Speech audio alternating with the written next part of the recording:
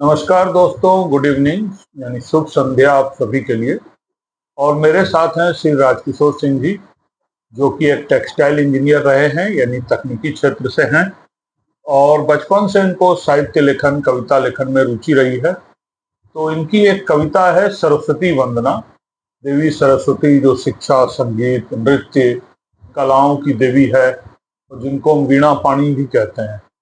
वीणा पाणी, पाणी यानी जिसके हाथ में वीणा है, वीणा पाणी यानी देवी सरस्वती। तो देवी सरस्वती की वंदना इन्होंने की है, और उसमें उनसे ये प्रार्थना, ये वंदना भी की है कि वो उनके लेखन शैली को एक मजबूत प्रदान करें, सशक्त स्तंभ प्रदान करें। और देवी सरस्वती को अपनी लेखनी के माध्यम से उन्होंने अपना वंदन और अपना समर्पण अभिव्यक्त किया है। तो हाँ सर, आप अपना नमस्कार करके। नमस्कार सर। ठीक है, आप कविता पाठ करें। सरस्वती मेरी कविता का शीर्षक सरस्वती वंदना है। यह मेरी कविता सरस्वती वंदना मेरे बचपन की रचित कविता है। इसमें मैं माँ बीना पानी से अपने हृदय के उद्गारों को लिपिबद्ध करने की वंदना करता हूँ। अच्छा, लिपिबद्ध। हाँ। ए माँ बीना पानी, ए माँ बीना पानी सुन, जग को कुछ ना कुछ ही दे दे। ए माँ बिना पानी सुन, जग को कुछ ना कुछ ही दे दे। तेरा बालक रोकर कहता, माँ अब तुम मुझको विद्या दो। ए माँ बिना पानी सुन, जग को कुछ ना कुछ ही दे दो। तेरा बालक रोकर कहता, माँ तुम अब मुझको विद्या दो। विद्या से भूषित हो, विद्या से केवल भूषित हो, लोकोपकार कर सकता नहीं। विद्या से केवल भूषित हो, लोकोपकार कर सकता नहीं। माँ मुझे बना दो वास्तवी, माँ मुझे बना दो वास्तवी, मेरे उर में भावना भर दो। ए माँ बिना पानी सुन, जग को कुछ ना कुछ ही दे दो। तेरा बालक रोकर कहता, माँ अब तुम मुझको विद्या दो। करबद्ध खड़ा बिना पानी, करबद्ध खड़ा बिना पानी, बस आज हमारी यही चाह। करबद्ध खड़ा बिना पानी, बस आज हमारी यही चाह। भावों की निर्मल गंगा का कर दे मेरे उर में प्रवाह। करबद्ध खड़ा बिना पानी, बस आज हमारी यही चाह। भावों की निर्मल गंगा का कर दे मेरे उर में प्रवाह। गंगा की निर्मल लहरों सा, गंगा की निर्मल लहरों सा कर भावों का अद्भुत संगम। गंगा की निर्मल लहरों सा कर भावों का अद्भुत संगम।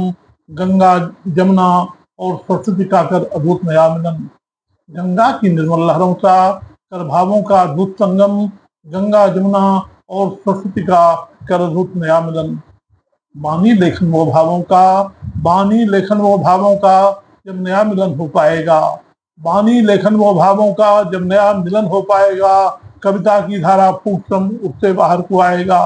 बानी लेखन वो भावों का, जब नया मिलन हो पाएगा। कविता की धारा फूटसम उससे बाहर को आएगा। मेरी कविता से सीख सके, मेरी कविता से सीख सके मानव समाज एक नया राग। मेरी कविता से सीख सके मानव समाज एक नया राग। मानवता के आदर्शों का बन जाए यह अद्भुत चिराग। बानी लेखन वो भावों का, जब नया मिलन हो पाएगा। कविता की धारा फूटसम उससे बाहर को आएगा। मेरी लेखन में हो सकती, मेरी लेखन में हो सकती, जो कर दे पत्थर को पानी। बूढ़े भी जब हुंकार उसे, उन कविता की अद्भुत बानी। मुर्दा भी सीना ठोकम, जब मैदाने जंगे जाएगा। अपनी सार्थकता से तभी मेरी कविता पर कर पाएगा। कविता कर पाएगी, जब भाव है तो कर पाएगा, हो गया वो चीज। जब भारत का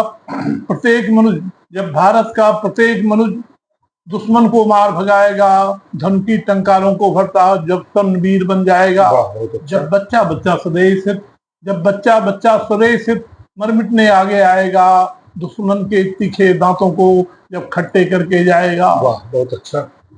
जब जन्मभूमि का मान, जब जन्मभूमि का मान स्वर्ण जननी से ऊपर आएगा।